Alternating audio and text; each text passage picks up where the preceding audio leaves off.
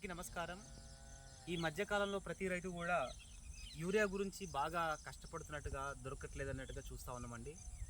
So urea వాడుకునే బదులు రైతులందరూ కూడా పశువుల ఎరువును మనం ప్రధానంగా పొలమే దున్నేటప్పుడు పశువుల ఎరువు, తర్వాత పచ్చి రొట్టె ఎరువులు, జీలుగా, జనము లేదా నవధాన్యాలు ఇట్లాంటివి వేసుకొని భూమిలో కలియ దున్నేసి ప్రతి 10 రోజులకు ఒకసారి జీవామృతం కానీ లేదా కొన్ని రకాల సూక్ష్మజీవులు ఎన్పీకే బ్యాక్టీరియా అనేది దొరుకుతుంది.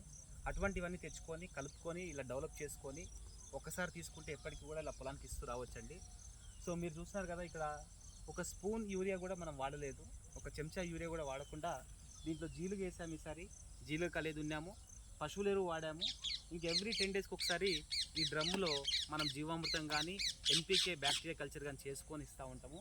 చూసారు కదా చేను ఎంత గ్రీన్గా ఉంది. పైగా దీన్ని ఆర్తడి పద్ధతిలో పండిస్తామండి. మొక్కకి మధ్య డిస్టెన్స్లు పెట్టాము, ఆర్తడి పద్ధతిలో పండిస్తాము. సో నీటిని కూడా చాలా తక్కువ వినియోగిస్తాం అనమాట. మామూలు రైతులు పెట్టేది 10 తడులు పెడితే మనము 2-3 తడులలోనే మనం దీన్ని కవర్ చేస్తూ ఉంటాం.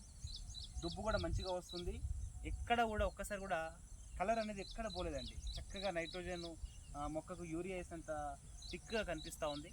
ప్రతి ఒక్క రైతులు ఇటువంటి చిన్న చిన్న చిట్కాలు వాడుకొని మంచిగా యూరియా లేకుండానే పంటలు పండించుకొని ప్రభుత్వానికి డబ్బులు మిగిల్చండి, మీరు మిగిల్చుకోండి, భూమిని కాపాడండి, ఇలా ప్రకృతిని కాపాడాలని చెప్పేసి కోరుకుంటూ ఇలా నాటు విత్తనాలు పండించుకొని ప్రతి ఒక్కరు ఆరోగ్యంగా ఉండాలని చెప్పేసి కోరుకుంటున్నాను.